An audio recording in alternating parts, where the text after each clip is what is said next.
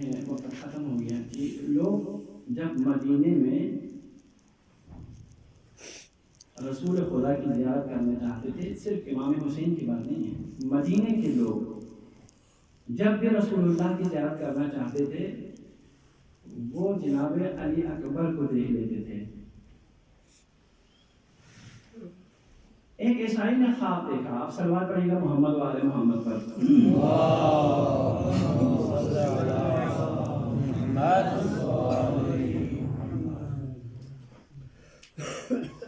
ایک عیسائی نے خواب دیکھا کہ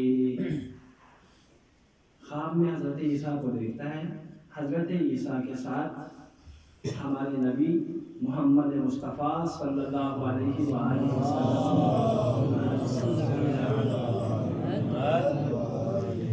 تشریف فرما ہے۔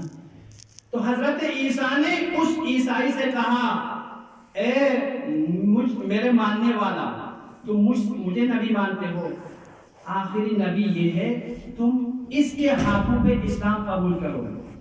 رات میں وہ خواب میں اسلام قبول کر لیتا ہے، اگلے دن وہ مدینے میں آتا ہے تاکہ اس خاندان نبوت کے کسی فرد سے ملے۔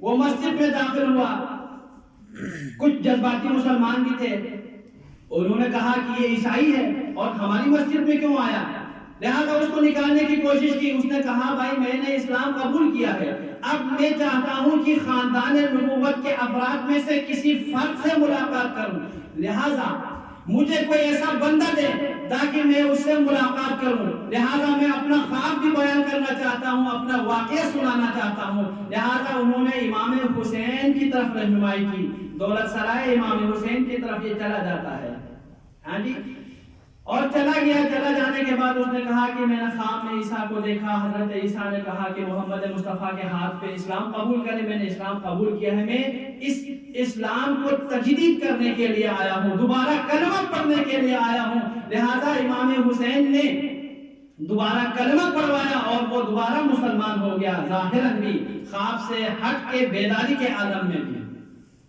جی بیداری کے عالم میں بھی وہ مسلمان ہو جاتا ہے۔ اس کے بعد امام حسین نے کہا، اے بندہ خدا، رات کو جس نبی کو تم نے خواب میں دیکھا ہے، کیا تم اس کے ہم شکل کو دیکھنا چاہتے ہو؟ اس نے کہا، علی مولا، اگر ایسا ہو جائے تو اس سے زیادہ سعادت کی کیا بات ہے۔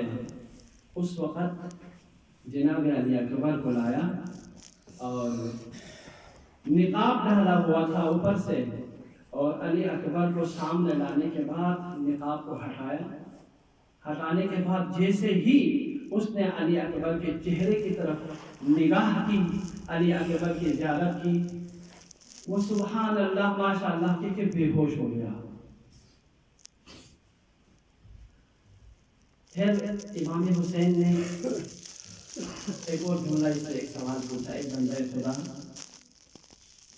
کیا تمہارا بھی اسی طرح کا کوئی بیٹا ہو اور اس کے پاؤں میں اگر کوئی کانٹا چھپ جائے تو تمہیں کتنی تکلیف ہوگی؟ تو اس بندے نے کہا کہ مولا، اگر میرا اس طرح کا حسین و جمیل بیٹا ہو اور میرے سامنے اس کے پاؤں میں کانٹا چبھے تو میں مر جاؤں گا۔ اس وقت امام حسین نے کہا کہ یہی بیٹا ہوگا، میدان کربلا ہوگا، فقط تعوہ اربن اربا، میرے سامنے اکبر کے ٹکڑے ٹکڑے کر دیے جائیں گے۔ اللہ اکبر۔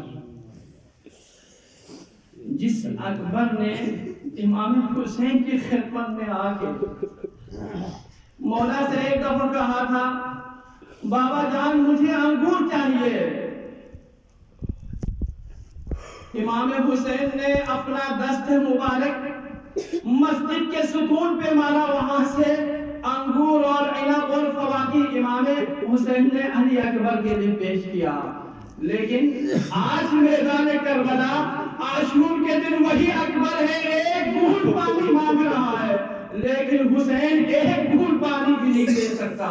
قسم خدا حسین کے دل پہ شاید ساری مصیبتوں سے بڑھ کے یہی مصیبت لگی ہوگی، اکبر جیسا جوان بیٹا ایک گھونٹ پانی مانگے لیکن حسین نہ دے سکے۔